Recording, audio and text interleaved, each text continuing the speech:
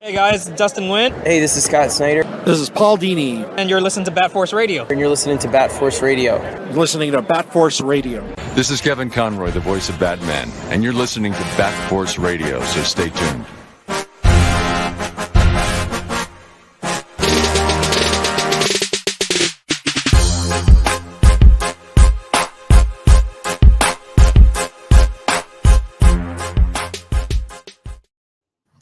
Welcome to another episode of the Everything Batman podcast. I'm your host, Everything Batman / Dunk. Today we have a really close friend of mine back for, I don't even know, what is it, like the third time? Third, yeah. All right, so someone's been counting. Guys, welcome Cole Trey's. How you doing, buddy? Good evening. How are you doing? I have no fucking complaints, man. Life is fucking great. You know. We obviously we released an episode with cosplayers about New York Comic Con, and I figured, you know what, Coley and I have been going to New York Comic Con together the last 3 years. Did we do anything post COVID? Right, I think so. Yeah, because so we went. It's been like 4 years now. 2019. Yeah, 2020. 2020 was nothing. One, and then 1, 2, 3. Yes, this is our fourth time going to New York Comic Con. Mm-hmm. And I'm over here being a scumbag as a friend. I've never had him on the podcast discussing what we went through New York Comic Con. You were around for MegaCon. Yeah. And we spoke about, was it the Cosplay World was the second podcast? Did we do Cosplay World? Or it was MegaCon and it was Liz.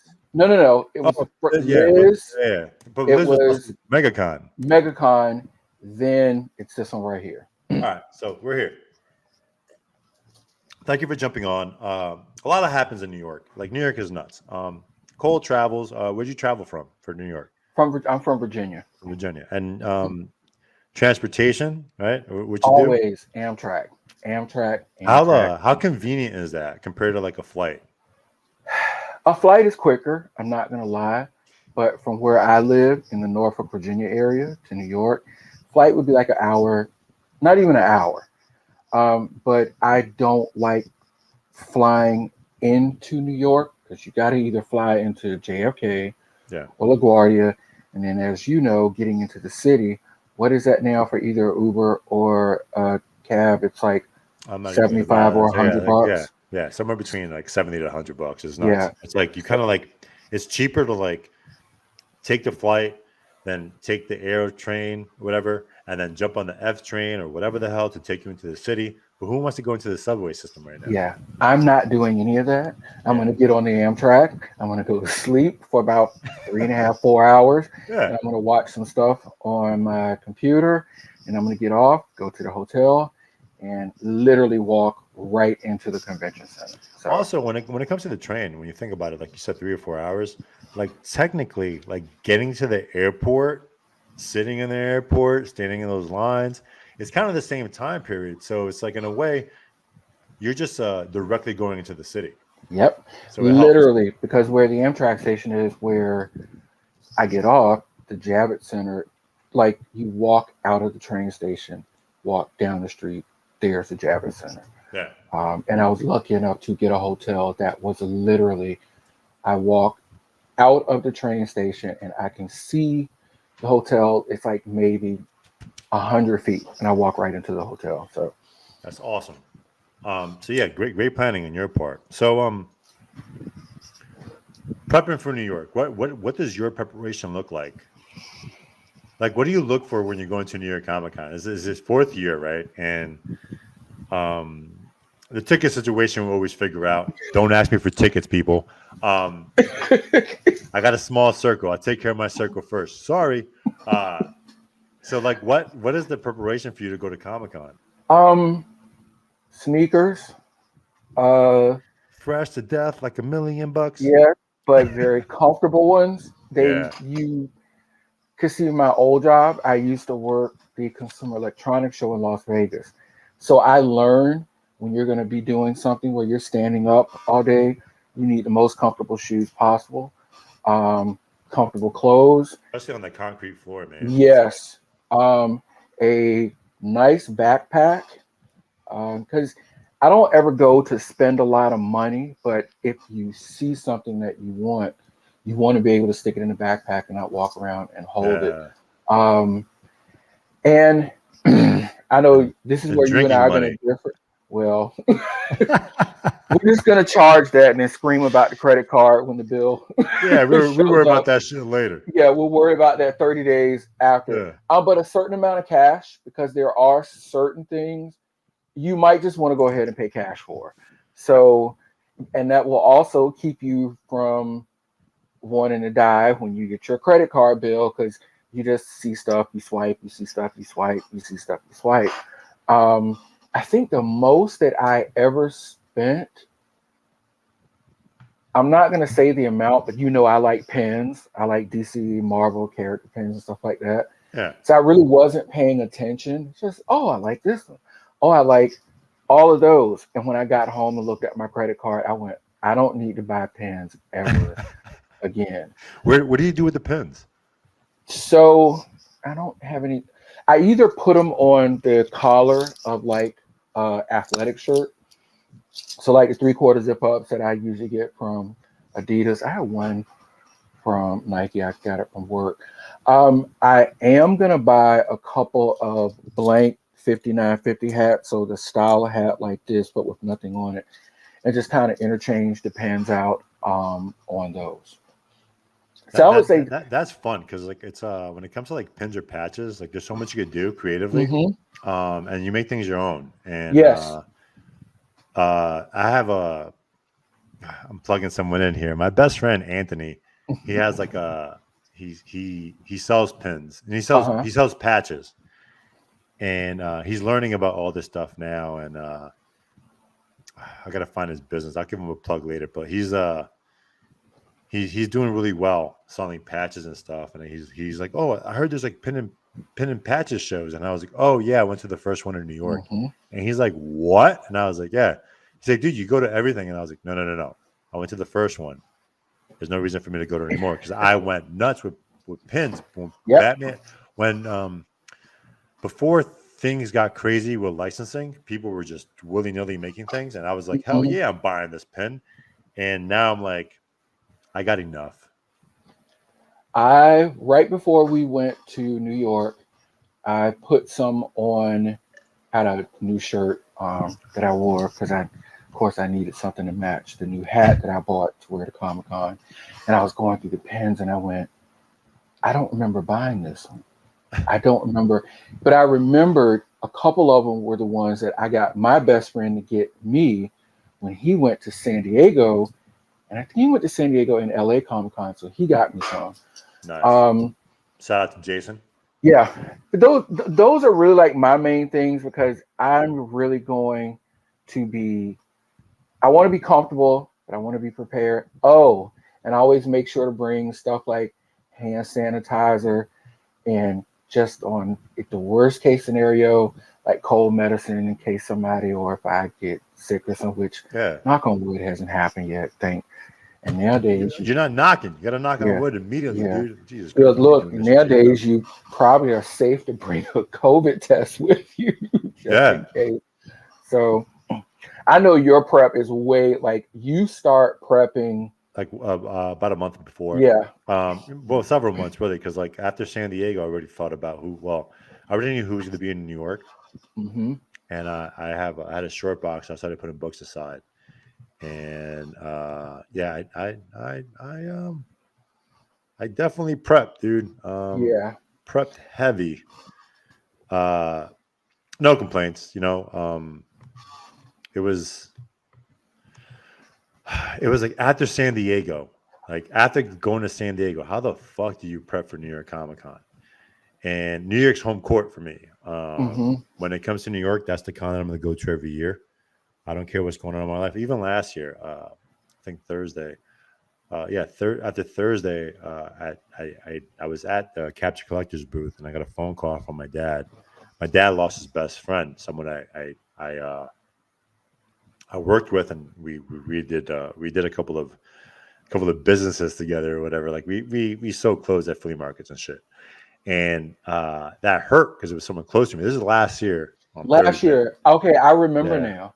And I was just like fuck, like what do I do? And it's like, what are you supposed to do? Go home and like just sit around, right? So I was like, no, I'm at New York Comic Con. I have to get shit done. So No, I remember because I was like, well, when we leave, we'll just go drink. yeah, I was like, what yeah. else is there to do?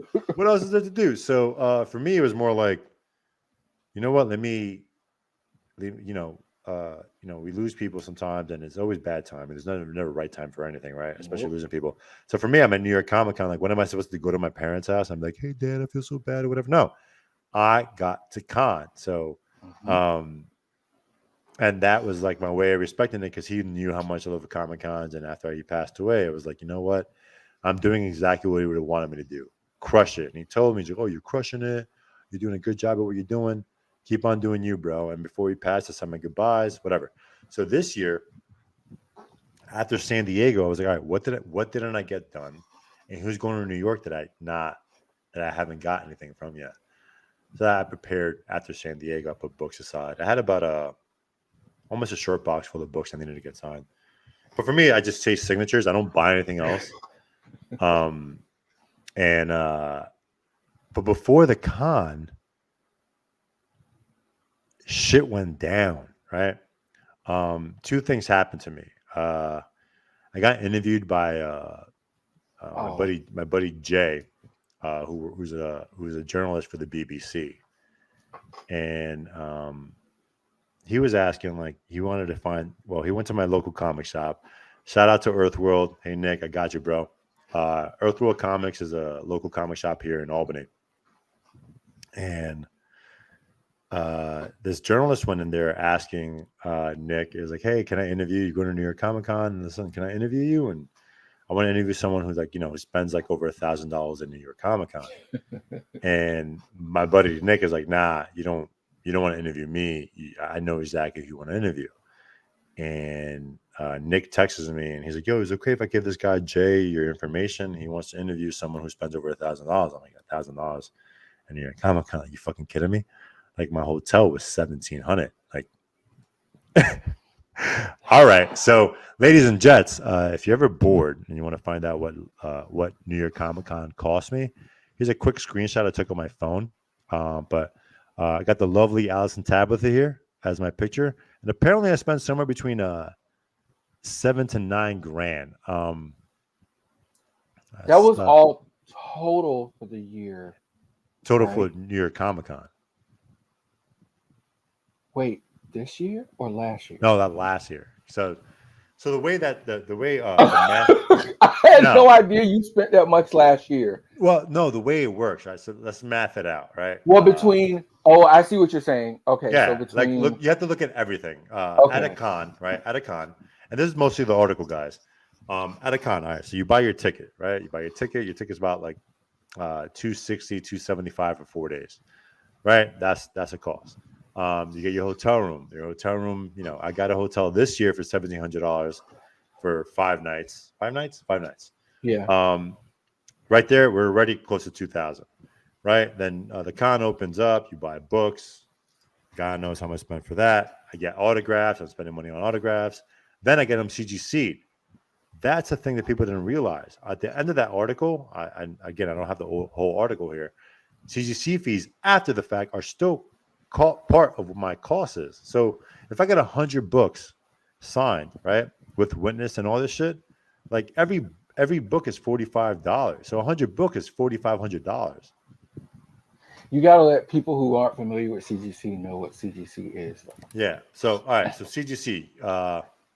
Oh man, dude, I'm gonna pop some shit out here. Hold on. So here's a random book, right? So here's a book. X-Men 135, right? It's first appearance of Senator Robert Kelly. I bring this book over, brought it over to Chris Claremont, right? And most artists, anyone you want to get things signed from, there's a regular signature cost and there's a CGC cost. And why they're two different costs? One's like, hey, yeah, you're not going to get a COA we're going to charge you $5-10 or a free signature for your raw book. Cool. If you want it graded, and this is market manipulation. What the issue with the market is, because you're getting something graded, the artist knows that there's a value to that. So Claremont is typically a $10 signature, but to get a graded signature from him is $25, and then to get it graded, it's another $45 plus, shipping, whatever. So it ends up averaging out, depending on the books you get signed. I get a lot of books signed, ends up being like $3 a fucking book. So if I get 100 of these signed, there's the grading fees. The grading fees alone, 100. Let's just say there's an average of $15 per graded book. That's $1,500. And now I'm getting them graded 100 books. That's $45 fucking dollars a book. That's $4,500. We're looking at $6,000 right there alone. So my numbers, 7 to 9K, pertain to the amount of books I'm getting graded, signatures, exclusive books, hotel, and whatever. It's actually probably more because we all go out drinking and eating and all this nonsense. So it's probably more than that. I was being very conservative with my numbers because it's a grind, man. It's tough, but yeah. New York Comic Con doesn't have to be that expensive. If you're like, I get books signed and graded because I do sell some stuff. I realize there's a market for that, and I need to make my money back. I love going to Comic Con, so there's a way. It feeds the habit. It feeds the hobby. The habit. No, for you it's a habit. No, it's a habit for you. You've done how many cons this year? I did 11. I love Comic Cons. I love the energy. I love seeing my peeps. I love going to different places and trying different locations and try food. I love visiting different things. Like I'm hooked on it. I'm an addict. But yeah, that's my preparation is that. So that article popped up and it was great. Another thing that happened was there's a surprise signing from an individual that happened in Barnes and Noble's that Wednesday. So I left Albany at 4 a.m. No, 5 a.m. really. I get to Jersey. I say what's up to my parents. What up, mom and dad? Park my car, grab all my shit, get an Uber into the city. I checked in to my hotel. Can't complain. My hotel was perfect. By myself. King size bed. By myself, right? $1,700, guys, 5 nights. Book early. Big thing I always tell you. That's the mistake. Yeah, don't wait last minute. What was the same hotel room for you when you were looking last minute? If I had done what I normally would have done and just booked it, no, I deserved it. If I had just booked it, they all deserve it. It probably, I think they were around. I remember when we were talking about it. It was like about two something a night. Yeah. I'm not gonna say the amount, but it was closer to what you paid than it wasn't. And I remember thinking, I can't believe I'm gonna do this, but it's Comic-Con, and it's really I went to a local one this year, but that kind of doesn't. I just drove there, so that one doesn't count. Not the same. Yeah, I always tell people the trick is as soon as you get wind of the date, book the room before it's like really published. Yeah. Because you're going to get a better rate unless you can get the block of hotels that they do, because that's what we did for MegaCon. Yeah. And then the prices weren't that bad. You stay so much more. So guys, pay attention to rates, especially if you're traveling. I used to stay with my parents. But sleeping on the floor sucks, and taking a bus in and out in New Jersey sucks. I used to stay with my brother, but he had the nerve to move out of New York right before Comic-Con. Like, killed me. Damn, bro, you just made me spend extra money. So yeah, the importance of booking beforehand is huge. So I got to my hotel, I dropped my shit off, and legit ran to Barnes and Nobles, and I had the opportunity to meet this gentleman. That didn't work out as planned. Here it is.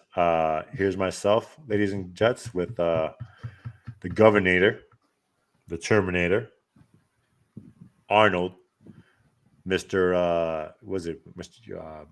Universe and all that crap? Whatever. I met, Mr. Olympia. I met the last action heroes, ladies and gents. I met him. It was quick. It was like moving cattle. I think for those 2 hours they sold 1,500 tickets. So I got this picture. He signed my book. All I said was like, bro, my favorite movie is Last Action Hero. I know you don't hear that much because no one really liked that movie. But I loved it because I was all about that Houdini ticket that makes me part of movies. Because think about it. At the end of the day, anyone who ever watched The Last Action Hero as a kid, what movie will you jump into if you had the opportunity? Cole, I'm gonna ask you that question. Well, I wasn't a kid when The Last Action Hero. Nah, but whatever. Just the concept itself. So the concept is the ticket What movie gives you a way to get into movies. And like in The Last Action, remember, like people would get shot. It's like, oh my god, that's just a flesh wound, you know. So it's like, what movie we jump into? I myself wouldn't even know. I don't know the answer to that question because like there's so many fucking movies. If I could live a movie life where I get shot and like nothing happens, I'd be like Die Hard. Of course, Batman movies. I want to meet Batman. Oh, I know the answer. Okay. Oh, what's your answer? Anything in the Fast and Furious franchise. I am obsessed. Just living a roller coaster life. That we're family and the cars and the cookout. Yes, people always joke me about my obsession with the Fast and Furious franchise. I'm like, you're not going to it for great cinema. You're going to it for over the top bullshit. Yeah. And yes, and for me, it's really, I love the cars. My favorite one in that franchise is Jordana Brewster. And she was driving, it was either a Honda or Acura for the longest time in that. So, okay, I had to think for a second, what would it be? And it would be Fast and Furious. That would be fun. I have a lot of movies I watch, man. Interstellar. I'll just jump in some crazy shit. Inception. I'll get fucking lost and be like, all right, take it. Get me the fuck out of here. So many. I don't know. There's so many movies, and definitely Batman movies, even Marvel movies. Wakanda. Like, I'll fucking. I was just sitting, when you just said that, I was just thinking, probably both of the Black Panthers, Civil War. Dude, the list is going to keep on going. Just think about the access you have, right? Like I'll jump in a Michael Myers movie. I'm like, you motherfuckers, you better run. Yeah, run. No. I'll go in a scary movie too. You can have that one. No. So yeah, Last Action Hero. The thing is, was the movie great? Probably wasn't. I'm gonna rewatch it again the next couple of weeks. But the concept of having that ticket, you could jump into a movie, but then like people could jump out. Can you imagine that shit? That should be crazy. So Harry Potter, do some fucking magic. I don't know. So that was Wednesday for me. Wednesday was nuts. And then I was waiting on like people coming in and all that stuff. Then I remember Wednesday, I went back to my room, whatever. Then Thursday happened. You weren't around Thursday. You came in Friday, right? Yeah, I came in Friday afternoon. Yeah, so Thursday. Thursday, I just got mad shit signed. And you basically were working. Yeah, I was working Thursday. I was working every day technically. Mm-hmm. But for those of you who know what I do, I go around. I'm around. I got pictures taken. I got a lot of books signed. I focused on getting as much book signed as possible. And luckily, when you focus on that, you get a lot of shit done. Thursday, that's what I focused on. But Friday was a bigger day for me. Let's see. What do I got here for Friday? So,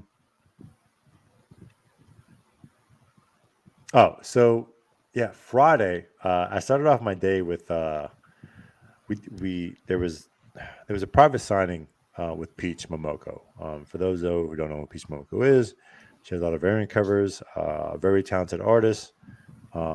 She only comes to the stage for like 2 cons. She was in San Diego this year, and she was also in New York. I got this one picture with her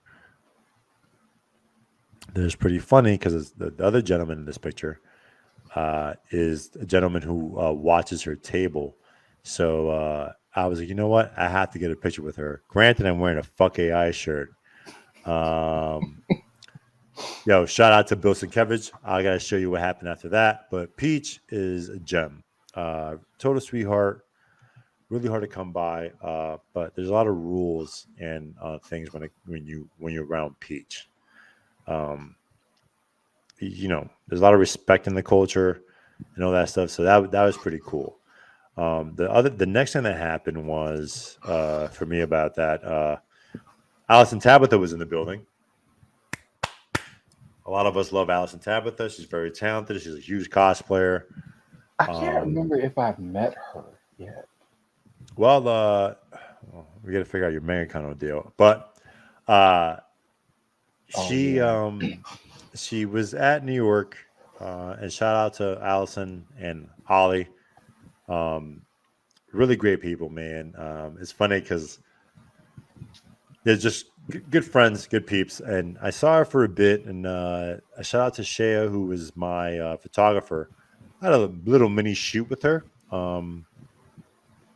She was dressed as animated series or Harley animated series, Poison Ivy. And everything she does is stunning. But I decided to be a goofball here. It kind of looked like I'm getting kneed in the nuts. It really does. But my nuts were not hurt in this picture. And all the other pictures didn't load. All right, so there's only 3 pictures. God damn it. There's other funny ones where I'm showing my butt. You can see that on my post. It's always a pleasure seeing Allison. For those of you out there in the cosplay world, all jokes aside, make sure to give Allison Tabitha a follow. Here's her handle. She pulls out tutorials on how to make cosplay and all this stuff. She's very open in the community on like helping people out on their cosplays and their cosplay journey, and she's very passionate about it. She's also very talented in what she does. It's always a pleasure seeing her. She's just like a breath of fresh air. But like when you see, she was working for this makeup company, and you see her like preparing for the stuff, and I was like, what the hell? I mean, I never seen it in person, and it's hours of work. You don't understand what these cosplayers go through. They put so much time and effort into this, and it's amazing because you see kids that love it, and then we're grown. I'm a grown up dude, guys. I'm 37 years old. I'm happy as shit when I see shit like this, and I'm like, oh my god, can I get a picture with you? Like a fucking dope. I'm a 6'7" dope, guys, and that was a beautiful thing. And I love seeing her and what she pops up with. I never saw her do that Poison Ivy before. I seen her do Poison Ivy before, but not that one. And I was like, yeah, wow, that one was a different one. that was pretty legit. And one of the other things that happened, Bill Sienkiewicz. So Bill Sienkiewicz, I saw him at San Diego, and I was just like, I don't have anything for him to sign or anything. I just went over, I set a line with one of my buddies, and we went up to his table, and he had this QR code. And I was like, what does this QR code bring to you? And he was like, oh, that's a shirt I have. And I'm like, what's a shirt? And it's a fuck AI shirt. And I was like, you know what? Yeah, fuck AI. Like, all this shit that's taking money out of people's fucking mouths. Fuck this shit. Unless you're the 1%. But nothing against you. Make your money, guys. But good luck. I'm gonna get canceled. But no, I got 99% behind me. He had this shirt, and I was like, yo, when I see you in New York, I'm gonna wear this shirt on Friday. For those of you who know me, I'm a man of my fucking word. If I say I'm gonna do something, I'm gonna do it. Although, Dustin, I'm sorry to bring the cakes. I'll bring the cakes next time. But Friday, I wear the fuck AI shirt, and I go over to Bill Sienkiewicz towards the end of the day, and I was like, hey, Bill, I don't know if you remember me. You probably don't, because Bill Sienkiewicz is a legend. Everyone's seen him. Getting sketches, remarks, book signed, and commissions. And I was like, yo, I told you at San Diego I'm gonna wear this shirt on Friday. Whoop. Come on, fucking computer. And here I am, rocking the shirt on Friday. And I wasn't ready for him to throw the middle finger up. There's other pictures, and I was like, yo, fuck yeah, we're fucking throwing our fingers up. Fuck AI. Listen, anyone who uses AI, cool, I get it. Make your fucking money. But you're taking you're not. Anyone could do what you're doing. There's legit artists out there. They're amazing at what they do and amazing at their craft. Utilize them. But I get it. You want to take away the middleman. That's we live in a capitalist society in America. And that's what happens. But this picture, when he put his finger up, and I was like, oh shit, I just wanted to get a casual picture with him, and I was like, all right, I got my finger up too, man. Bill, thank you again. You probably never watched this podcast, but cool.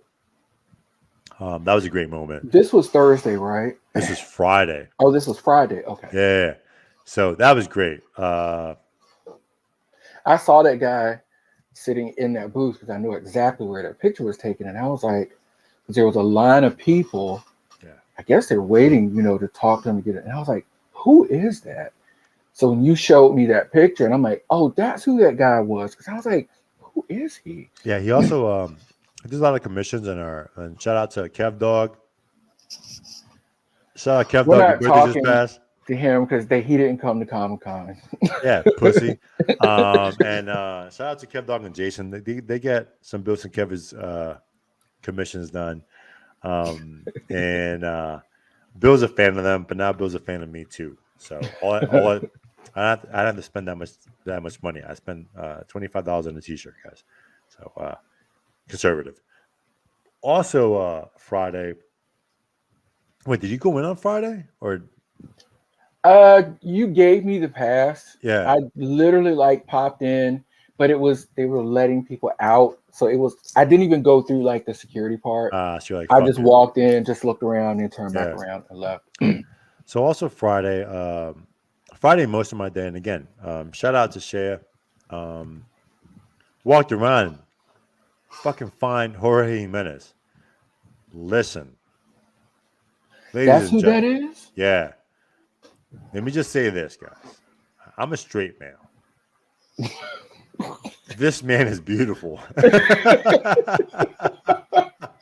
Wait a minute. Was he at Cosplay World? No. Oh, okay. He lives in Spain or something.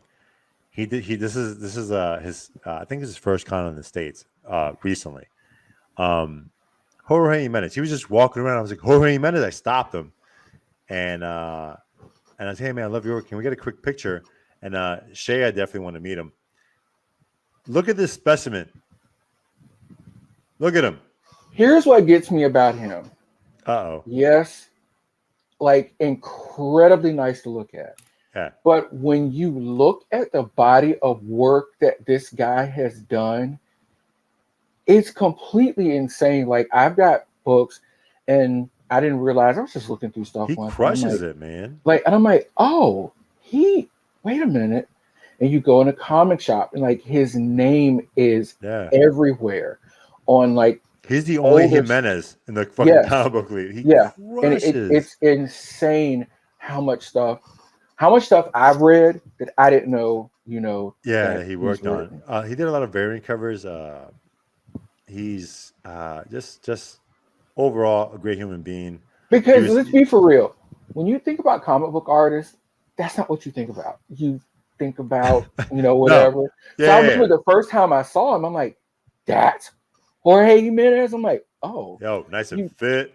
Fucking kind of think about some guy sitting in a basement somewhere or mom's house or something. No, but he's and then he's also ultra nice. He stopped. His friend took this picture. I had all jokes aside, Shea was really nice. She took a lot of pictures for me.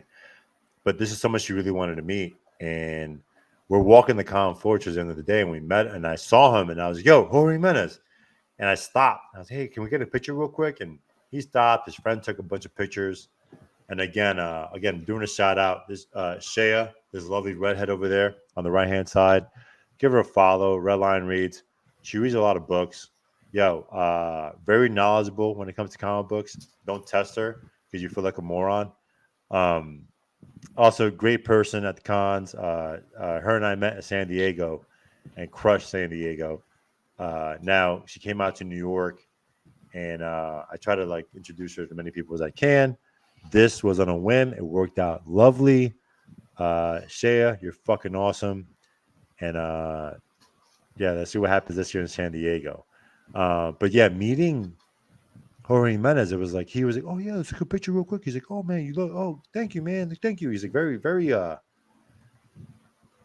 It's it's weird because there's a small amount of people in the Comic Con community have anything bad to say about, and when someone comes overseas to a Comic Con, they're extra nice, and he was just lovely to deal with. His line was long as shit.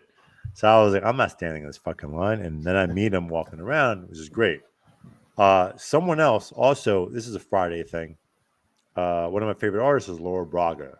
You guys know after San Diego, during San Diego, I got a Poison Ivy commission from her. She is one of the sweetest people, and I think her art's fucking phenomenal. It's very unique. And Friday, she was working on my Catwoman piece. She's one of the first people I always go to if she's around now. Next, she'll be working in the back row for me. Guys, make sure to give Laura Braga a follow. Her handle's right here is Laura Braga Art. Laura_Braga.art. She doesn't disappoint, man. Her art is amazing. She puts a lot of time and effort in it. This was Friday. I gave her this on Thursday. She had a bunch of commissions before that, and I ended up getting it. I picked it up Saturday, and I'm happy. I love her art. I just respect this woman so many ways. And I met her 2019 when she came out here, and I was like, she's legit, definitely legit. So when I got that Catwoman piece, I was like, another piece I'm in love with to add to my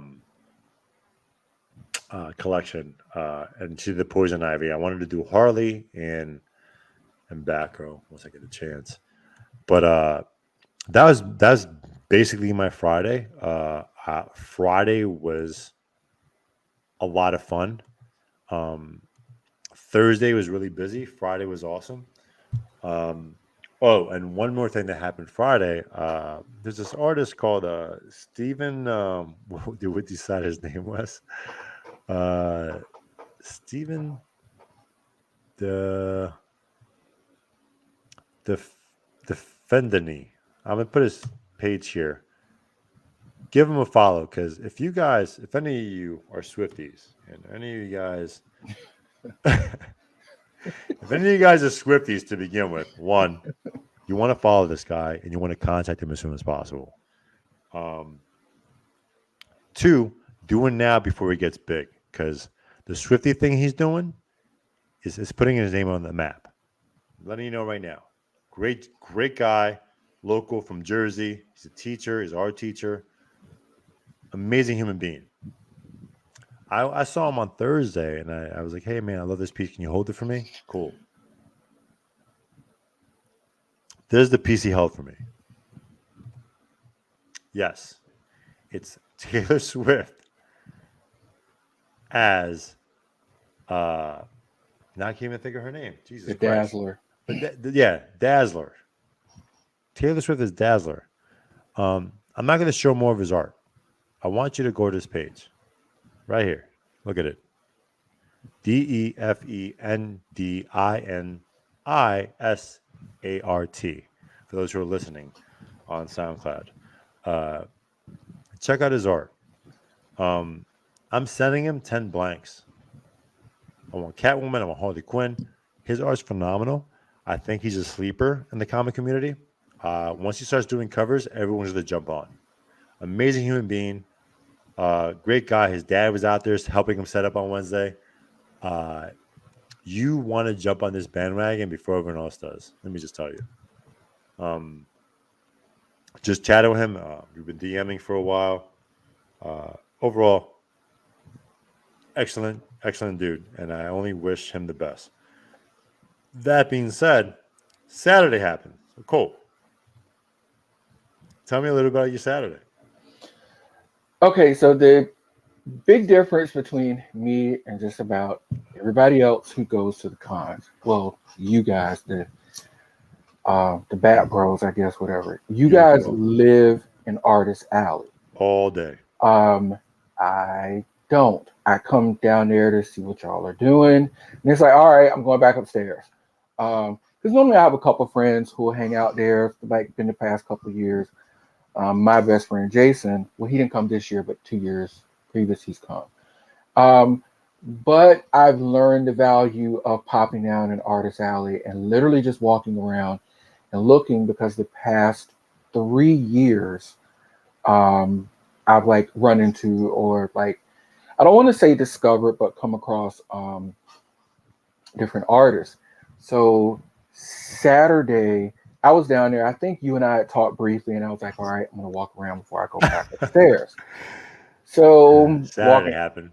Saturday, I'm walking around, and I'm a huge, I love DC and Marvel, but I'm big on the Trinity: Batman, Superman, Wonder Woman. Yeah. Love Wonder Woman. And I'm walking around. I just happen to walk by, and I see this table, and it has Nubia comics on it. And I've read all of the new Nubia comics. So if anybody, just, I won't make it long, who doesn't know who Nubia is, originally Nubia was like basically a cut and paste black version of Wonder Woman. Okay, whatever. That's, Similar stories, whatever. Yeah. It really wasn't ever one of my favorite stories, one of my favorite characters, but she was there, so whatever. Well, I'm a big fan of DC Universe Infinite, so I normally read comics about every night. And there was Nubia, and there were a few different storylines in there about the characters. I read every single one. And I'm just happened to be walking by, and I look at the table, and I see the comic there, and then I see the name, and I'm like, she's talking, and I went, wait a minute, did you write this? And she just kind of looks at me, and she goes, yeah. And I'm like, you're kidding me. I was like, I have read every single one of these and everything that you have written. And she was there with a friend of hers, and she was shocked because I told her I could recite, a little bit of the storylines, how she and her partner had kind of changed things up, and they gave her a independent storyline where it wasn't a cut and paste version of Wonder Woman. Because literally, like I said, the reason it was kind of acting me, literally in this story, Wonder Woman was made of light clay, Nubia was made of dark clay. And it's like, really, that's what y'all could come up with? Y'all can come up with anything else when y'all wanted to add, hey, all about diversity, bring the character in. But I never liked that storyline. Well, she gave her a totally different storyline, so she's not now like a black Wonder Woman. She's basically like a supercharged Amazon like Wonder Woman is. And now but she's her own character. Yeah, and now actually the character, because some things happen in the Wonder Woman comics, and now she is the new queen of the Amazons. So she and I were just talking, and she was just the nicest like person, like down there. And I always try to every year, I try to find, I don't want to say a sleeper artist, but an artist, whether it's a female or a person of color. I'm like, let me see what they're doing. Because last year, I came across this guy, and his name is Edgardo Miranda Rodriguez. And he did these, and awesome guy. So, I saw her, and I was like, wait a minute. He explained the comic to me, so I bought it. Then the year before that, I met a guy named DC Croson, and he has some comics, Harriet Tubman, Demon Slayer, and those. That's huge, man. That guy, and just from seeing from when he first came to New York Comic Con to talk about those, to where he is now, and to like kind of what's coming with that is awesome. But just like talking to her, that was my highlight of Saturday. I was so, because she was telling me, she was showing me stuff. I said, no, you don't have to show me anything. I'm going to buy something. It's just a matter of what I'm going to buy. And I bought, was it 3 or 4? think it was either a 5-issue series and I got 4, and she kept apologizing. And she was like, I'm so sorry. I was like, don't worry about it. My friend, he's the guy, he can find anything. So it's like, I'll find the other one. And then when I see you again, I'll get you to sign it. Yeah. And it was just a really great experience just to get to talk to her. It's great interaction. I saw DMC, Run DMC. He was down there, and I've always wanted to buy a book from him and get him to sign it. He was busy. I was like, I'm not standing in this line. No, I couldn't. That line was long. Yeah. What shocked me about him though, that dude is like in his 60s. Dude is fit, crushing it. You never like. I looked at him and I'm like, I remember him from when I was a teenager. Like he legit looks like maybe mid-40s. I would say like mid to late 30s, because at one point when we crossed, I was like looking right at him and I was trying not to stare, but I'm like, how is this guy like in his 60s? He's still making that Run DMC money, man. He's like, he's doing something well. That, taking care of himself, probably eating and healthy. Like that's what happens when you when you don't have to fucking work like we do. And I mean, and then I walked around upstairs. I really didn't see. I did not buy any pens this year. I was like, I'm not buying any pens. I don't need any more pens. No. I looked around, talked to some people upstairs because there were some very interesting things that were upstairs. Because I was hung out with Steve for a little while. We looked at Jesus. Looked at some stuff on some of the tables. So it was just really good to just walk around. For me, Comic-Cons are very social. Like I look and see how you guys are getting these signatures and y'all excited about the commissions. And I'm just like, damn, they are dropping a lot of money. I'm like, making it rain. Yeah, it's horrible, like, man. It's you know what it is? It's like for me personally, like I get things signed to make extra money so I could buy more shit for my collection. Like the hobby feeds itself, and then I'm like, all right, I'm gonna have 4 commissions. This thing, so I spent $1,000 in commissions. Like, oh my god, so much money! But how many books do I get signed? I get mad shit signed. And it's like you have to recoup your spending. All these numbers cross my head. But then you have people like the 2 guys that didn't show up, Cav Dog and Legends, that they're just like, oh yeah, I spent $10,000 on this. And I'm like, oh fuck, man. No, that's never. Like, see what people don't. So for people who don't understand or who've never been to Comic-Con, New York Comic-Con is basically 3 floors. So there's the top floor where it's like the show floor. There's like the entrance level, middle floor, and then there's like Artist Alley is on the bottom floor. And then on the bottom floor, artists, and then that's where people go to take pictures, do signings. And then like another thing that I really like to do at Comic-Cons is go to like the panels.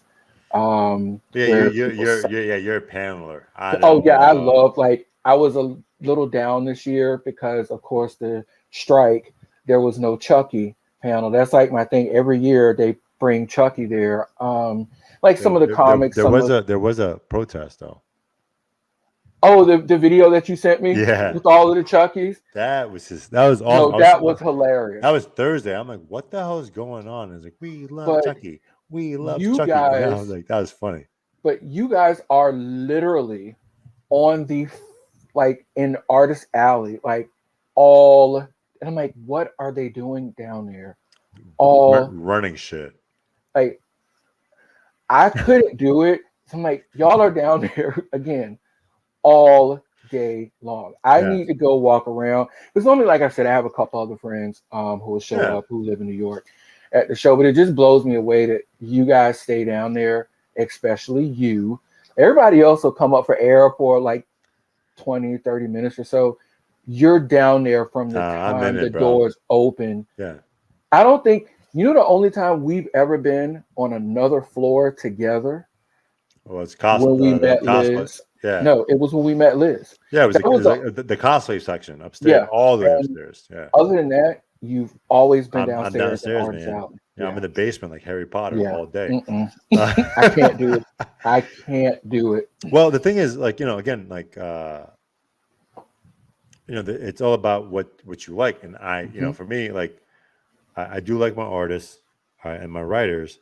There's also a relationship because of the Bat Force. You know, there's a relationship we have with these people, and then you have CGC and what I do when I'm at cons. Sorry, like I'm trying to work out. It's a different thing, and that's why the beauty of like New York Comic Con and most Comic Cons that depending on what you like, you fit in that realm. So you know, you have your artist alley when you walk in the right hand side. You have your photo ops on the left hand side, all the way to the fucking Javits. If you want to buy, there's some artists and comic book vendors, a lot of comic book vendors on the main floor. So if you're looking for variant covers, you better jump to the main floor as soon as possible. Normally, a lot of those vendors have the artists that the variants are there for. They could get signed. If not, you have to go down to the artist alley. A lot of T-shirts, anime, Funko Pops, so much stuff in the main floor. The main floor is always busy. I hate the main floor because, listen, one, I'm 6'7". I have some strides. When I have to get somewhere, I have to get somewhere. And if you're walking around on a head on a swivel, slowing down because you saw something interesting, there's a video that came out from this guy. I forgot, it was a puppet, and it was like, "Get the fuck out the way." And it was a New York video, and it was like, "Hey, if you're walking around New York, and it's between these hours, get the fuck out the way."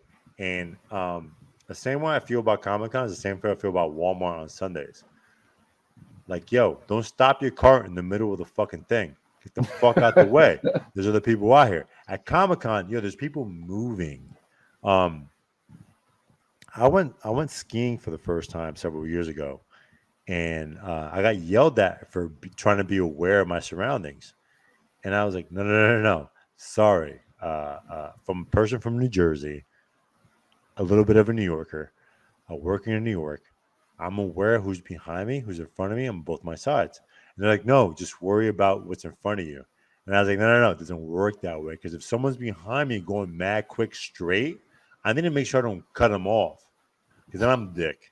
Right? And I was like, no, it works different with skiing. Sure it does. Did it? No. Well, just ask Gwyneth Paltrow. Well, yeah. So I was still on head on a swivel, and I dodged mad shit because my head's on a fucking swivel. There's a reason our cars have fucking side and rear view mirrors.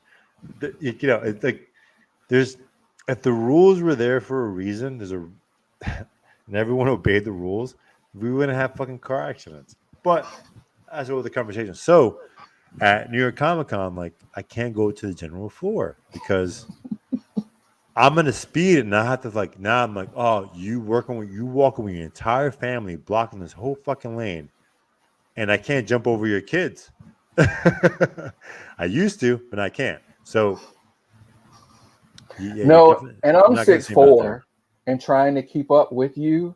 Normally people complain about how fast I walk in my stride. I can't keep up. I remember I tried for like 2 minutes. I was like, I'm not doing this. Yeah, just follow the hat. I'll just look for the top of his head, wherever. You see my head. And I was like, I'm not trying to keep up. I move like a New Yorker. I'm sorry. Yeah. Like, yo, you give me one opening, whoop, I'm in there. And I don't know. People got to be more aware. So that's Saturday. What else happened Saturday for you? I said Saturday for me, besides just like walking around looking at stuff. Yeah. I really, and like I said, I hung out with Steve. Yeah. I stalked you for a little while. You didn't see me standing there taking videos because you were so in the zone. I'm like, this guy's never gonna see me standing. I was working, bro. Right in front of him. Yeah. And I'm just waiting for you to look at me, and I'm like, he still doesn't see me. The crazy thing is about what you're saying is, yeah, I wasn't seeing you, bro. I was busy. Look, dude. I already know I'm not going to see you most of the time during the day. It's at night. Yeah. So, like I said, I already know. I already know. Yeah, and I get in my zone, and like when I was last year, I was working for Sean Gordon Murphy. I stayed in my zone. I saw some friends that came over and say what's up. That was nice, and shout out to everyone who came out to say hello to me and was shocked that I was working for Sean Murphy. Obviously, I did a good job. Another person whose name is on like a bazillion comics. You're Yeah, like, he's crushing it, man. yeah. He's Zorro's out, guys. Zorro's out with massive publishing. It's not out yet. The Kickstarter's out. There's hardcovers and all this stuff. They raised over 300K for his Kickstarter. Sean Murphy to pump out some shit, bro. Guys, get ready for that. Shout out to Murph, man, bro. You're the homie. But when I was working for, guys. All right, so I was helping really good friend of mine, Island Reed. She was dressed in her Melania. Melania. Melania. What the fuck? No, she was in her Melina cosplay for the last time. It was the last time she was wearing it, and it was a hell of a day. A lot of people showed up. I don't know how that works, but man, we walked over and she had a whole line, and I was like, whoa, like man, that's freaking awesome. And of course, as long as everyone else, she has a new Instagram. Give her a follow there, Ireland Reed cosplay. She's also Ireland Reed in real life. In Ireland Reed IRL. Give her a follow, man. Show some love. It was great working for her that Saturday. It was weird for me because like I never really worked for a cosplayer. I worked for Sean Gordon Murphy. With this, I saw a line and I was like, whoa, like people really like her. The fans are very respectful. It was a different experience for me. Again, an experience I had to get used to, and it was pretty dope. And Cole did what every bro would do: keep a close eye on me. This ain't it. Took a couple of pictures and all this stuff. I also had like shout out to Roberto. Roberto was sending me pictures. First of all, if there's a picture where I had a beer in my hand while she was in the main area, and Roberto was sending me all these pictures that he took of me, and I was like, "Yo, that's just funny as hell." And I sent them over to Ireland, and she was like, "Wow, your friends are everywhere." And I was like, "Yeah, my friends really take good care of me, and I love every single one of you guys for that." But the other thing I did Saturday at the end of the day, I went over to the last floor, and the final floor was the cosplay area. Oh, Yeah, so I went up there, and Creative Collective. I gotta look at this first. I got a picture with a Creative Cosplay. It's a magazine that focuses on cosplayers, and they're doing great, man. They're out there. They're taking pictures. They're getting people's origin stories and all these things, and they're helping the cosplay community out by making it bigger than it really is. Cosplay is really huge. So don't ever. I threw this out there. It was funny. There's layers to this picture. One, I have the Infinity Gauntlet. Yeah, I'm a DC guy, but this is fucking badass. I had to take this picture. Two, if you look really closely to my lanyard, this is 0.5. That was my energy level. I was fucking exhausted. I was exhausted as fuck. The next layer to this, if you look at my lanyard, it's actually a crane lanyard. I'm gonna just say that. Whatever. That was dope. I had to take this picture. That was fun. But now, Cole, what you end up doing Saturday night? what did I end up doing Saturday? I went to Uncle Jack's the team. What did I do Saturday? Uncle Jack's Steakhouse. Yeah, a block away from Madison Square Garden. But wait, no. Oh, You You had some pictures here. They were definitely from the pictures you sent me. They were from Saturday. The one that I got with Stephanie Williams of her, that was from Saturday. The other ones were from, yes, that's Stephanie Williams. Stephanie Williams, guys. She's written, like, I was looking, like I said, at her table, and I was like, you wrote these? So like I said, I read a lot of comics. I used to have DC Infinite and Marvel. I wasn't reading enough Marvel, so I got rid of it. I didn't realize how much stuff she had written.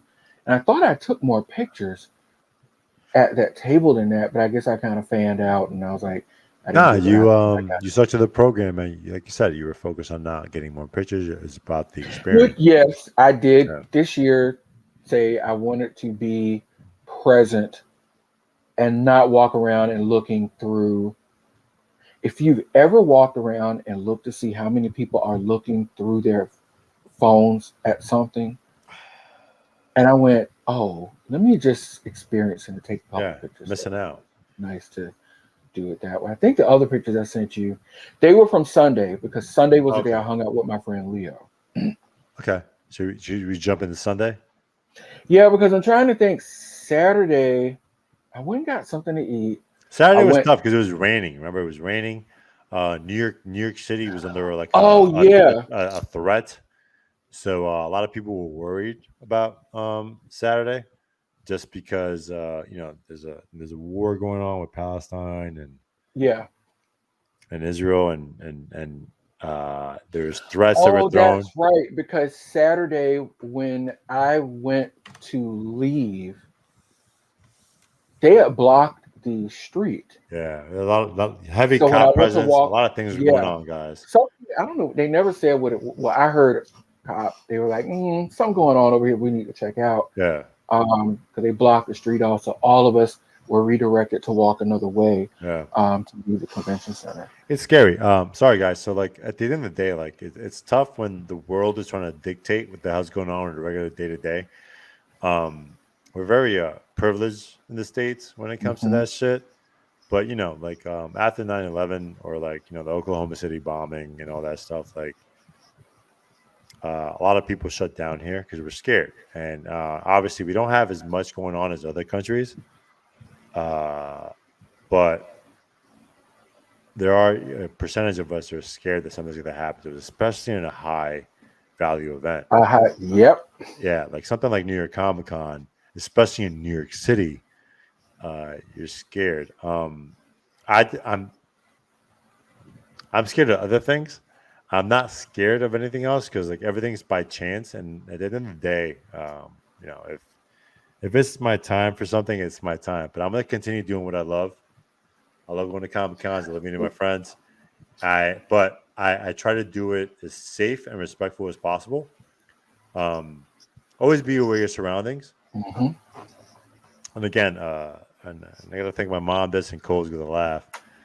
My mom's I'm the only child, so my mom's really overprotective, and she always, every time I talk to her, she always says the same thing. And the same thing she says is like, "Hey, where are you going this weekend?" Because I travel so much, and she's like, "Be careful, because people are crazy over there." And I'm like, "Mom, obviously we established people are crazy everywhere." and we should all keep our head in a swivel, man. And guys, it's not the end of the podcast. I always like put like something knowledgeable at the end. Just be aware who you're with. Be careful who you become friends with. People hide shit. Keep a small circle. If your circle loves what we do, great. You can have small circles in different walks of life. It doesn't have to be a small circle overall. I have a circle for my Comic-Con people. I have a circle of people I hang out with. Sometimes they both clash because, you know what? I surround myself by people who give me good energy and very trustworthy. Make sure you do the thing for yourself. That, and you want to make sure that you're surrounded by people that can protect you and you can protect them. If you listen to the last podcast, there's a situation that happened. If you didn't, go to the last podcast. You want to make sure that you're surrounded by people that you trust, especially people that you trust with other people. So if you have a spouse, kids, whatever, you want to make sure that's what you're surrounded by, especially after hours at a Comic Con, because things pop off. You're in around an area that you're not familiar with. And at the end of the day, we are in awkward times where inflation fucking makes people do other shit. Whatever. At the end of the day, be safe, be aware of your surroundings, and make sure you're surrounded by people that are ride or die. I guess. In my end, I'm not worried about that shit. I'm 6'7". I'm a scary person if I get angry, but I'm surrounded by people that that's what fears me. Cole, I'm so scared of me getting mad. That's why I surround myself with people who make me happy. Because we need more of that in our lives, and just be aware of that stuff. And again, that's always like the last minute thing I always say in the podcast, but no, we're talking about it now. At the con, everyone I was with are people that just good energy, cosplayers. They love their shit. They're at New York Comic Con. New York Comic Con is a great Comic Con, guys. I hope you guys ever experience that. All that being said, Saturday was a crazy day for that reason. We were on high alert. A lot of things happened. But then Sunday hits. Sunday's a big family day. Sunday is actually a fun day for me. One, I'm not on the fucking general floor because fuck that. I'm not worrying about you walking with your walker or your stroller or like 17 kids. You know why? I'm not upstairs. I'm not dealing with that. Sorry, not to shit on you or anything. I'm 6'7". I have these long strides. I'm walking. I have things to do. But Sunday's great. It's a family day. All the cosplayers, a lot of great pictures with kids. Kids are so freaking happy. It's a beautiful thing to see that. It's a gorgeous thing to see these kids really happy, to see like the superheroes in person. And then like the cosplayers play a role. They're acting. They act these roles, and these kids are so freaking excited. Liz mentioned on the podcast, I don't know, episode 6 or 7, where she's like, "Yeah, I just tell them in this dimension, in this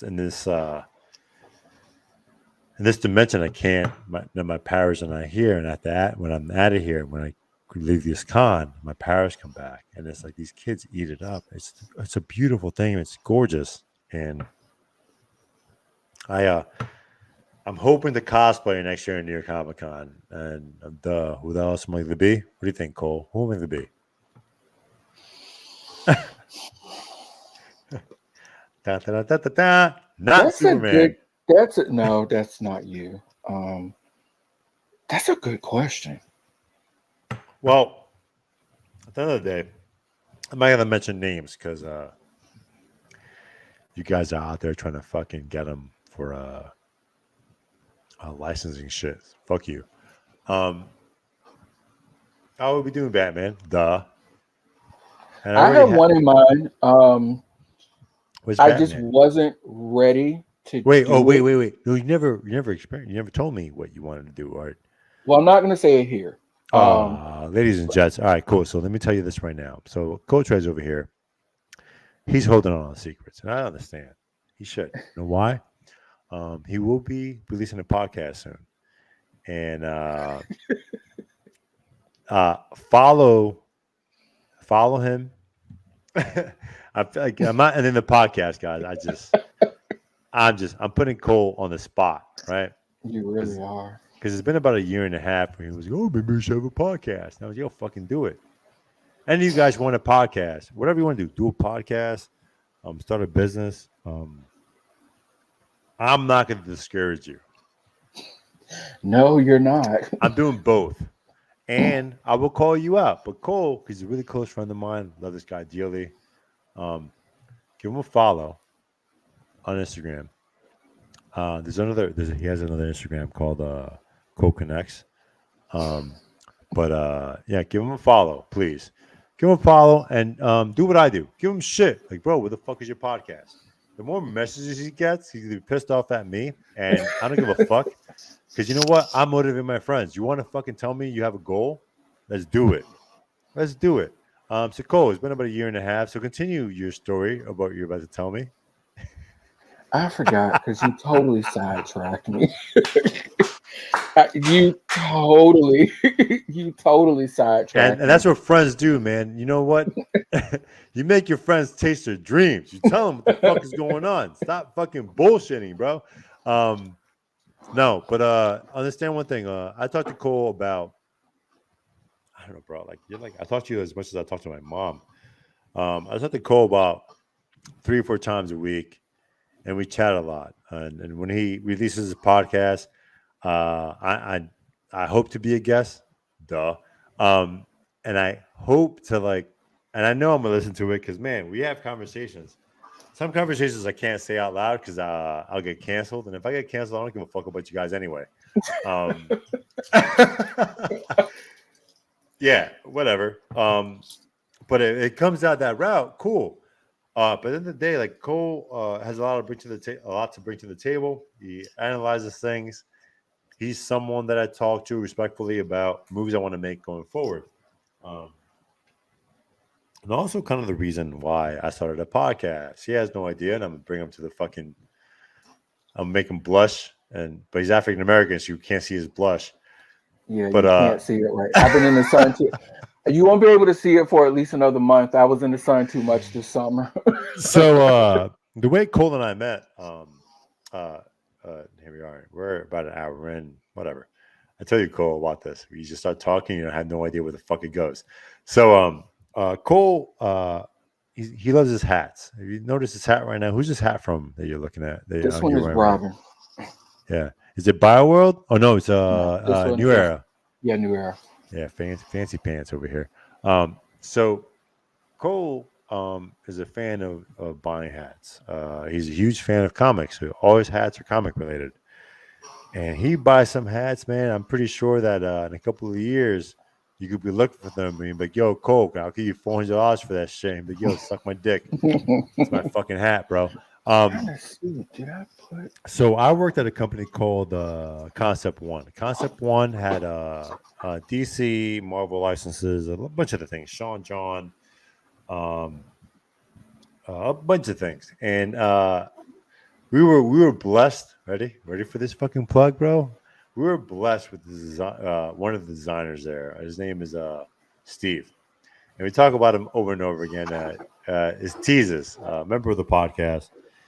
And Teases, all jokes aside, man, Teases, he's a master of his craft. He knows comic books. He reads comic books. He's at Comic Cons. He does his research. He doesn't just create something to create something and move along. No, there's a lot of thought process of what he does, and it's the passion behind it. A lot of his hats sold out when it went to Hot Topic, when it went to Spencer's and all that stuff. And you have someone like Cole who bought these hats, and I think Teases commented you on one of your No, posts. someone. I just happened to be scrolling through Instagram and I saw it was a hat, Yeah. and I own the hat. And I saw someone had commented, "Hey, yo, is this you?" And they tagged Teases in it. Yeah. And he went, "Yeah, it's one of mine." So I responded to the comment. I was like, "I own that hat." And I had been posting a lot of hats in my Instagram. He went to my Instagram and saw that I owned a bunch of his hats. And then he messaged me. He was like, "Wait, you bought these?" And I went, "Yeah." He was like, "You like really rep me." He was like, "Dude, thank you so much." He was like, "Cause you bought like a bunch of my hats." Yeah. And so then we just started communicating, talking on Instagram, stuff and whatever. I do not remember when you jumped in. I don't remember when I can tell you. Please tell me. No, so he told me about you. And we were Teases and I worked at the same company, Concept One, and we had like lunch walkarounds. And he was like, "Oh man," he's like, "Yo, I had this guy who likes my hats."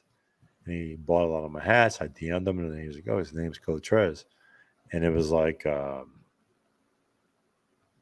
it was like 4 months before we met.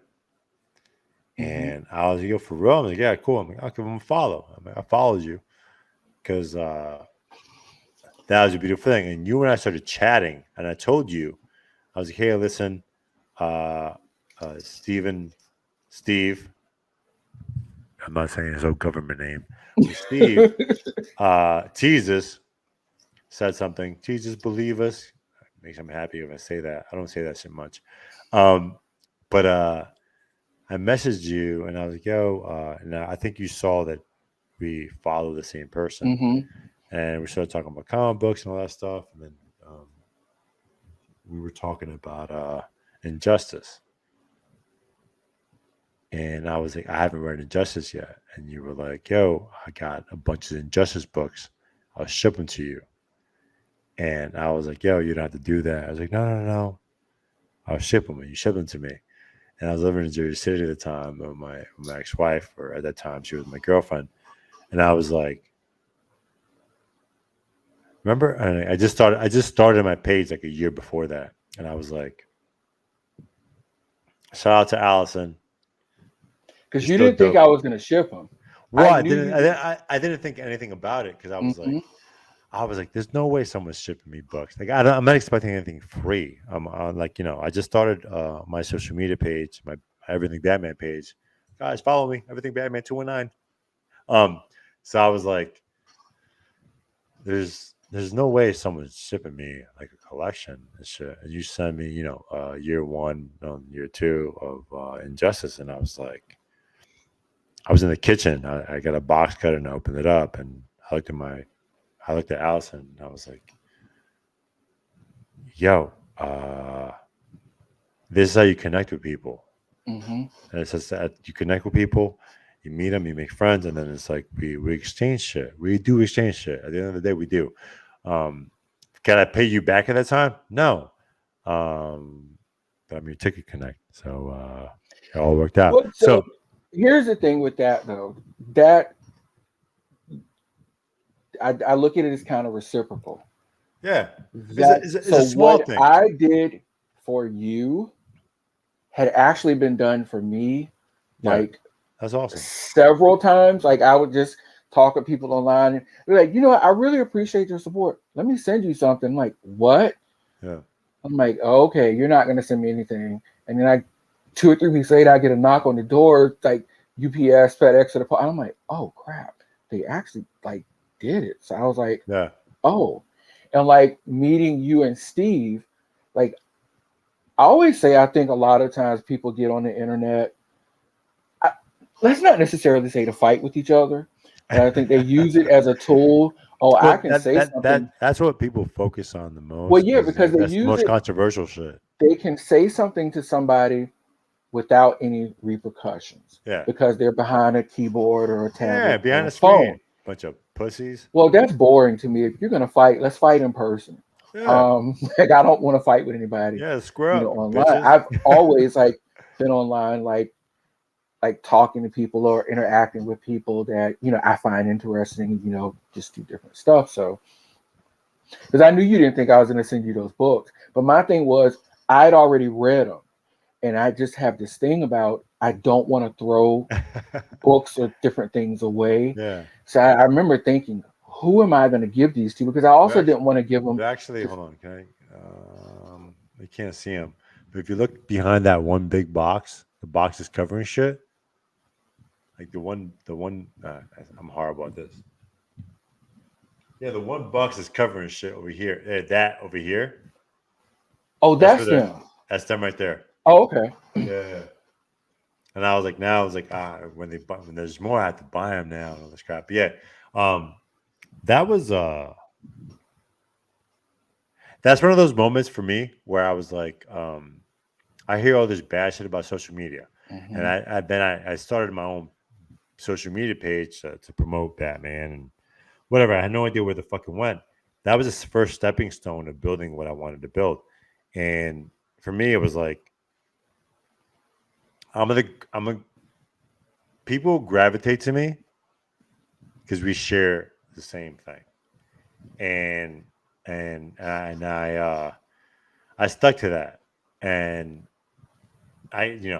granted where I'm at today, but like with you, relationship wise, I'm like, holy shit, like look where we're at now. Like, I'm like, yo, bro, I'm going over here. Are you going? Cool. Let's figure some shit out. Like we're Well, bros. think about it. That's how we met Liz. Yeah, It that's where we met. was through Social Instagram. media. Yeah, And it was. that's why I get mad. We're like people are like, oh, social media is the devil, and blah, blah, blah. This and the third. But like, no. Remember, when it comes to social media or anything in life, it's what you attract. And it's also a reflection of who you are. Exactly, it's what you attract. Why does it attract you? Because that's who the fuck you are. So in my life, and again, it's November 12th, November 14th, whatever. I'm almost 3 years away from when I officially got divorced. After I got divorced, I focused on a lot of things. I focused on myself and I focused on the people I'm surrounded by. I'm surrounded by fucking great people. And for those of you who are, part of my life, know a lot of listeners, we're close. We talk, we chat, we DM, we send each other pictures of shit in our collection. And thank you for that. I appreciate that. It's fun, man.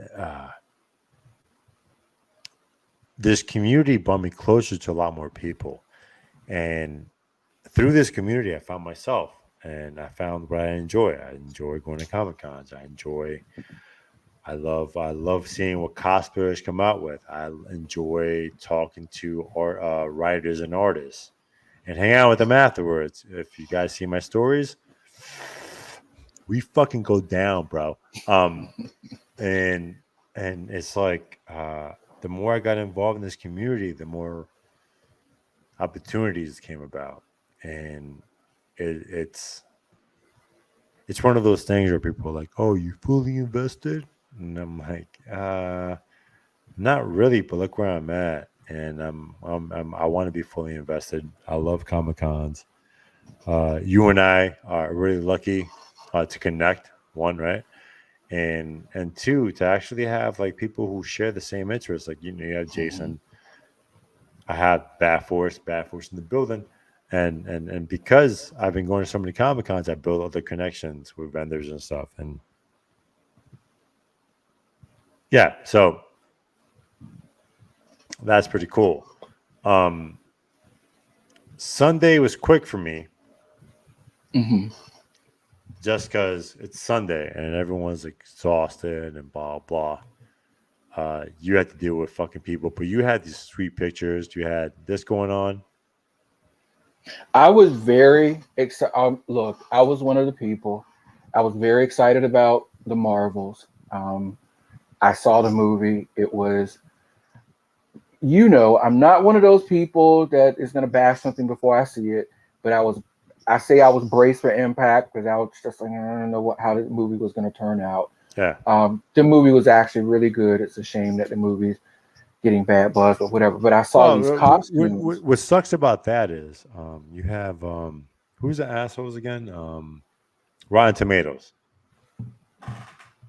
Rotten Tomatoes never matches what the fuck the audience wants. Because the audience score right now is at like 85 or either 87%. Yeah.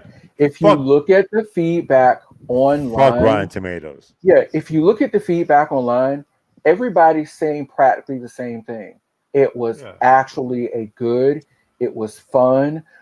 It wasn't, you can't expect Endgame or Infinity Wars or Civil War. No, duh, because when you have everyone in the movie is different. Get that. Yeah. But this was exactly what a comic book movie, what you wanted, and I'll be very honest. What's your rating? I gave it about a 7.5. That's solid. That's a solid movie. Movies at 50% are good. Yeah, well, here's the thing. I didn't understand why the first one was such a success. I just didn't understand it. The character was no, because it was bringing these characters to life the first time. That first movie made over $1 billion. Yeah, and Captain Marvel, she was flat.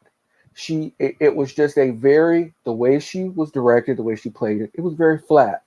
And in in Endgame, she was very flat. That line between her and Peter Parker, you know how I feel about that line. But it was, like you said, it was Endgame.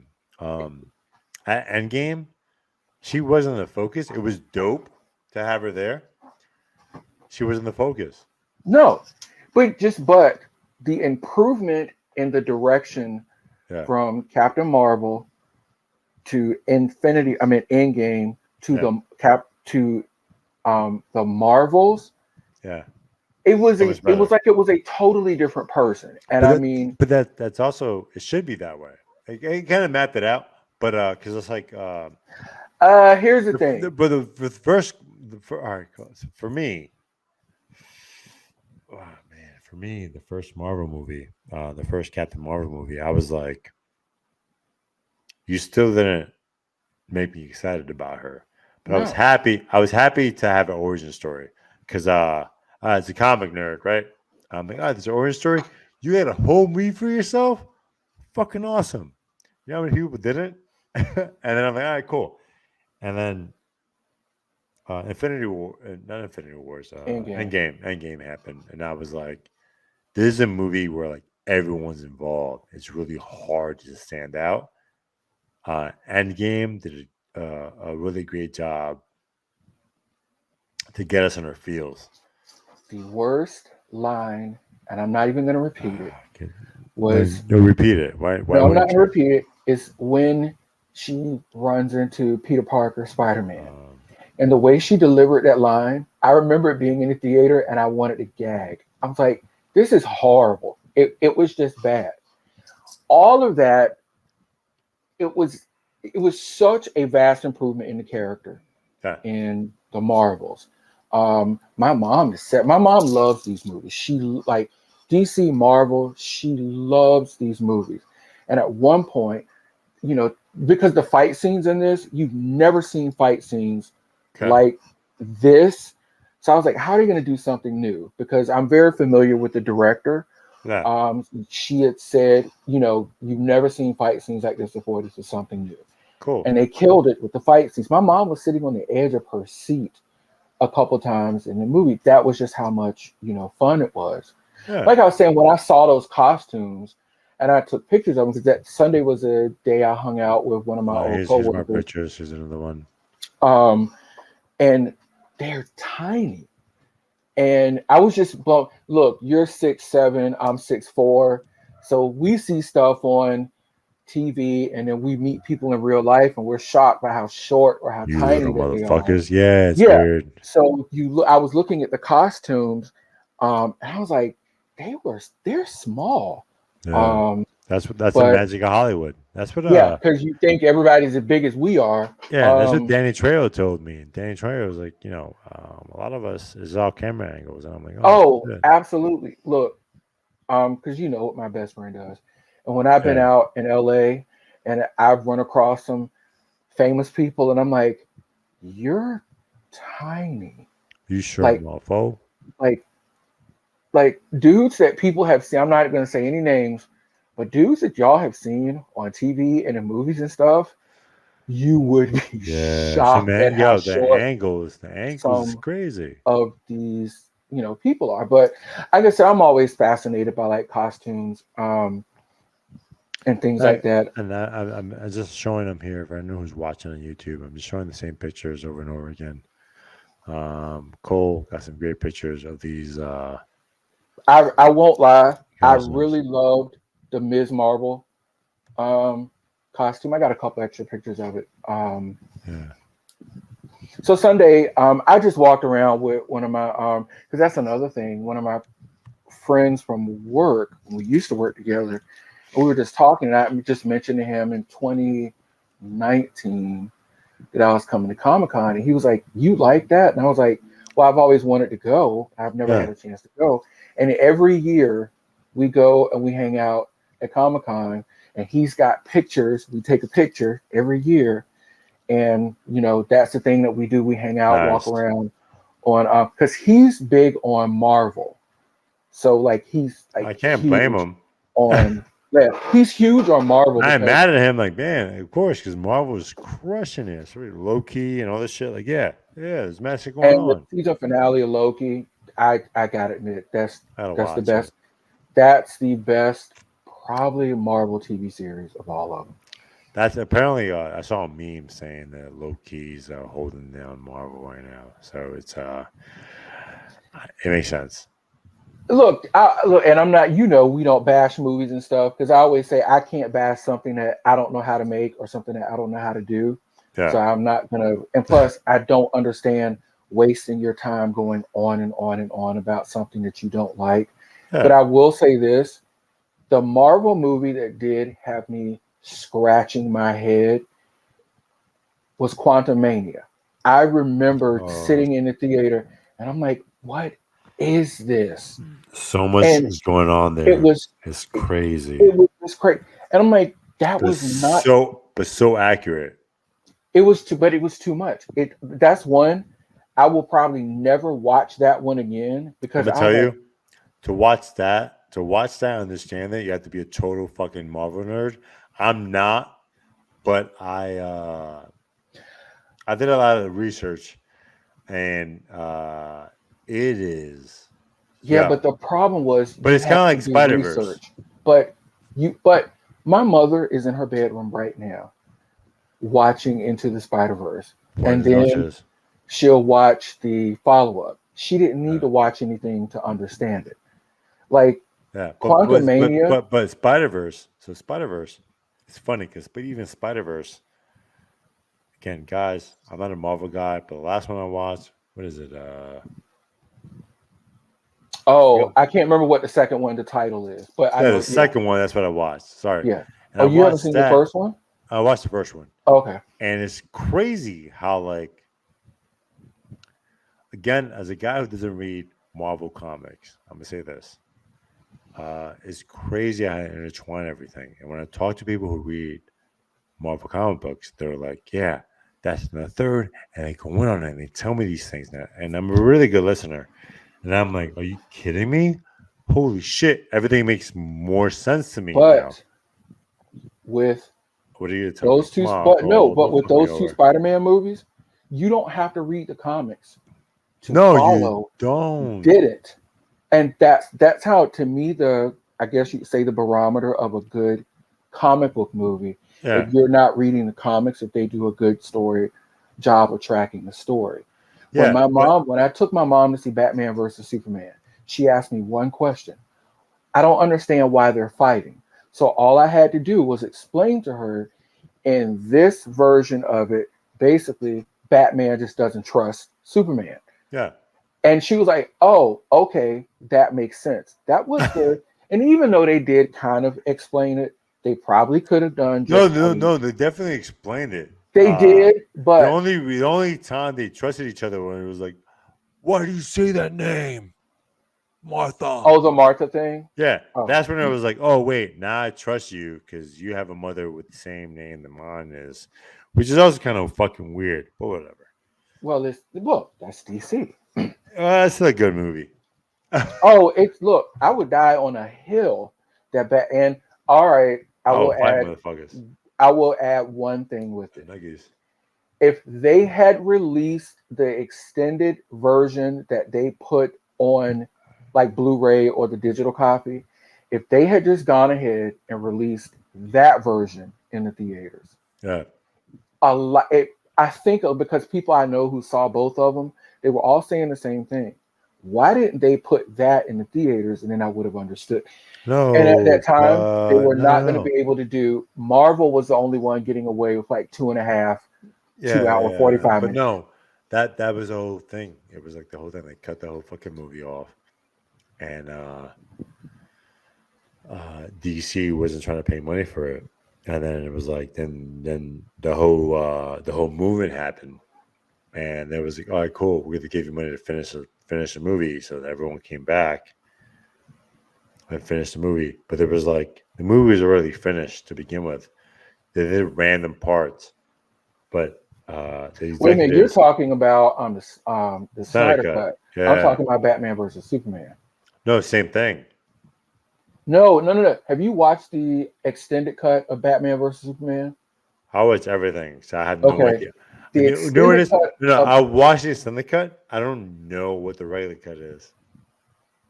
Oh, so you didn't see the theatrical version of Batman versus Superman? No, whatever the fuck I need to watch after the fact. So I watch Oh, a okay, lot. okay. Well, the theatrical version of Justice League just does not exist. That doesn't exist. No, Justice League is different. I Yeah, watch we don't. everything in Justice League. Yeah. I'm Team Snyder. Hey Tom, I got you, bro.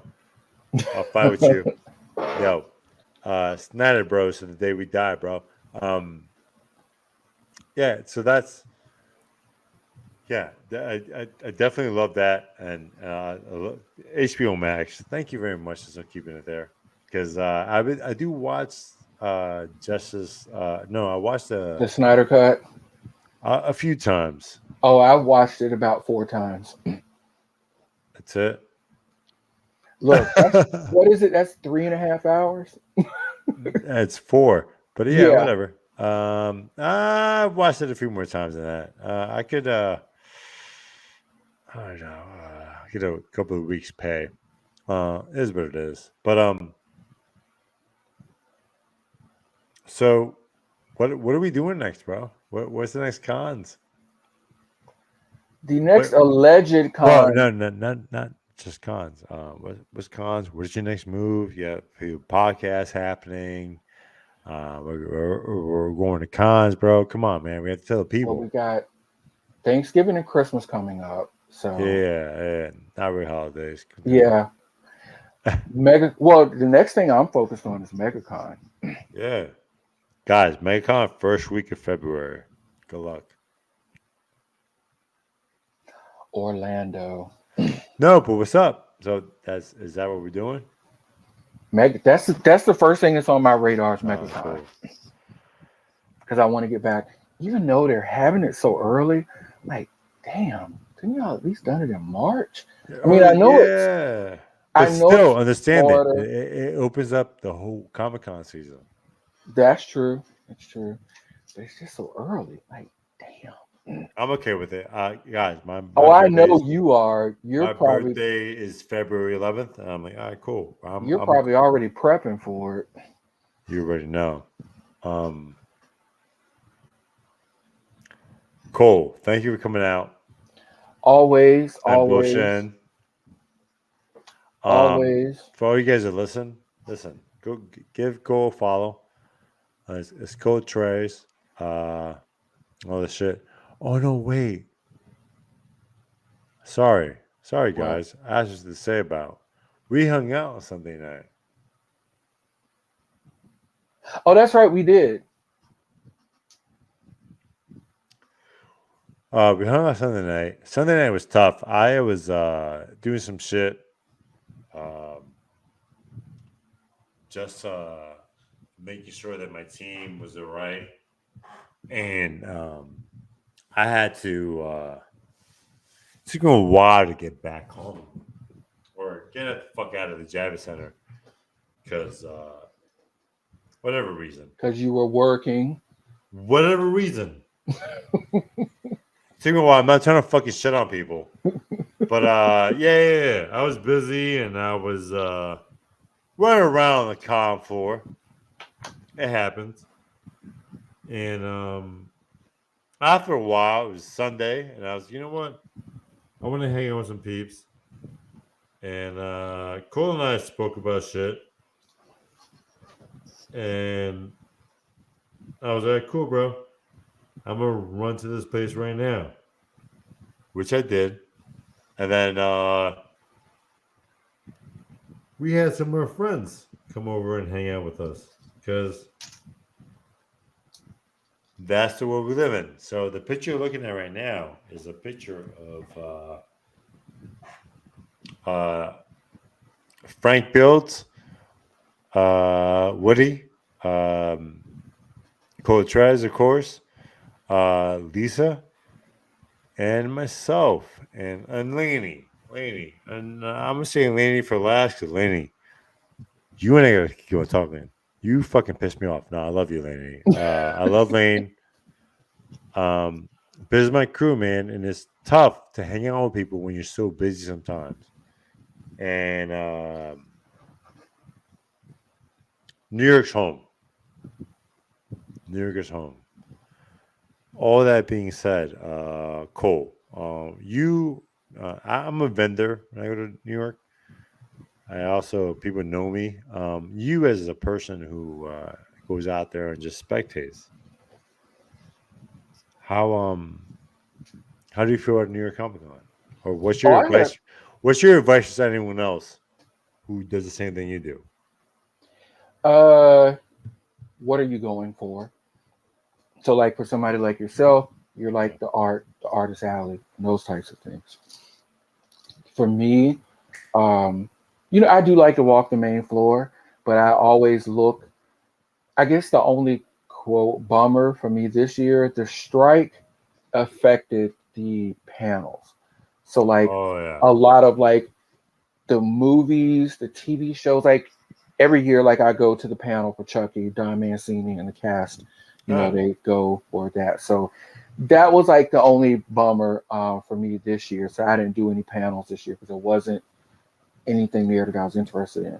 But just see who's going to be there, see what you want to see, go to that, and then just leave room to walk around. And I say just kind of get lost. yeah. Um, See what's because going the on. good thing Why about not? where the Javits Center is located, you can literally walk out of the Javits Center, and depending on which street you walk up, you hit Times Square, and you can Yeah, go any route from there. So yeah, just look at the site, see like what TV shows or movies or artists or actors or things that are going to be there. Because the good thing is to enter the panels, it's free. If you want to get something signed or whatever, that's different. But you yeah. can sit in there and listen. I've gotten free comic books from attending the panels, different things like that. That's perfect. So guys, you want to get to New York Comic Con? First off, tickets go on sale whenever they do. You have to go in quickly. Get some tickets. There's a lot to do. It's not just comic artists. There's anime. There's new artists. There's opus. Memorabilia. Yeah, memorabilia. There's so much going on in New York, man. And again, Cole, thank you for jumping on and discussing New York Comic Con. How's your trip back? I got on a train and went to sleep. Are you good, guys? If you have Got it. access to a train, like so, there's a train that takes me to Chicago. So if I go to C2E2 this year, I might want to take the train. And one, you're not in the air, right? How many of you guys panic in the air, right? Like you're like, oh my god, I'm in the air, and there's a little bit of turbulence. You're like, I'm gonna fucking die. But yeah, that's part of flying, right? There's always turbulence. So When it's you like, take the train, sit in the quiet car. The best part about the train is the quiet car because people can't talk, they can't be on their phones, yeah, they can't do anything. And then if somebody talks, the train conductor will come in and tell them you either need to be shut the quiet fuck up. or I'm going to relocate you. Yeah, And I have gotten up and walked into the cafe cart and told the conductor, there's somebody in there on the phone. Can you make them stop? And they're really, I'll do it. I will have no problem well, you're in telling the somebody cart. That if means you're you should in be the doing quiet that shit. cart, Yeah, be quiet. yeah. But yeah, I mean, Shut the fuck up, the only thing with bitch. doing the train is you have to make sure to buy your tickets far in advance because Yeah. if you don't, train tickets could get, depending on whatever, Where you at? it could be a little bit They get more expensive, man. expensive Yeah, because yeah, as the date gets closer to the date you want to leave, the more tickets that they sell, then when you yeah. get them early And enough. I'm gonna say the same thing with hotel rooms. Like jump in early. The moment you find out where it's at, cool. Um, if you book, And book them on the hotel's website yeah, because if you book them on the hotel's website and anything changes with the price or you have to do anything, you have more flexibility. yeah, I always tell people when you use the third party sites, it's not always that easy to yeah. change, or if the price goes down, you can get a lower price at the desk. Oh, and if you're like me, when you check in, go, can I get an upgraded room? I've only had somebody tell me a couple times they didn't have anything available. Yeah. So, I think Nicole, trust me. I've got to wear some shit But also, when you spend money, people take care of you. It's weird. At the end of the day, I'm gonna say this: you go to a Comic Con, wherever town or city you go to, have people with you. If you go alone, cool. Have a good time. You have nothing to worry about. I'm very fortunate. I have a great group of guy friends and female friends. They go to Comic Cons and all this shit. You'll see my stories. I'm having a good time. But I met someone like Cole Trez, and Cole is a homie, and he makes sure I make sure he makes sure I don't fuck up. And New York Comic Con this year was crazy. A guy I don't deal with, and I have a phone call right now. It's Sean Risley. Hey Risley, you have to wait, bro. Sorry. I'll call you when I'm done, homie. I'm very fortunate to have good friends around me, and I keep my close friends really close. And Coach Rise is one of my close friends. We talk a lot. Like I said earlier, we talk like 4 times a fucking week. Because you know why? That's what friends do. Even if you're not friends with people, sometimes you have really close friends. You go months or years without talking to a really good friend. Guess what? They're still a good friend. At the end of the day, don't judge people about the amount of time you talk to them or all that shit. It's all about connections. So, Coach Rise is a really good friend of mine. And that being said, and we're kind of past our talking time. You already know. What's the next Comic Con that you and I got to fucking hit some shit up? Well, the plan is MegaCon. Cool. Yeah. All right. No other explanation. The next plan is Comic Con, MegaCon. So, ladies and gentlemen, that's the first weekend of February. It's tough. That's a tough time period to go to cons. One, the rest of the country is going through like blizzards and all this shit and blah blah. And 2, that's the week before my birthday. So anyone who goes to MegaCon, find me. If you find me, I don't know. I'll figure something. I'll say something in the next podcast. If you find me, I'll give you something. I don't know. We take shots together. Whatever the fuck it is. All that being said, Cole, how was your New York Comic Con experience? Excellent. Always a good time. I get to see people, meet new people. This year, I actually didn't spend as much money as I have in the past, so I was happy about that. Oh, yeah. Excellent. I'm looking forward to next year. Yeah, so am I. And for everyone who hung out with me and did all this shit, thank you. Thank you for building to my experience. Thank you for everything you've done, because there's so much that goes on when it comes to like going to Comic Con. And Cole, thank you for coming out. Always. I love you, bro. You're a good, great dude, and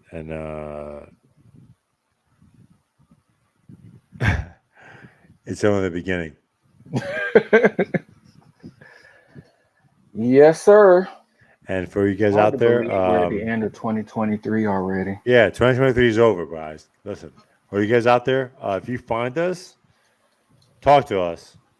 I'm social as fuck. I might be scared when you first see me because I tower over you. But no, if you want to talk to me, DM me, whatever. I message, whatever. Message Cole, whatever.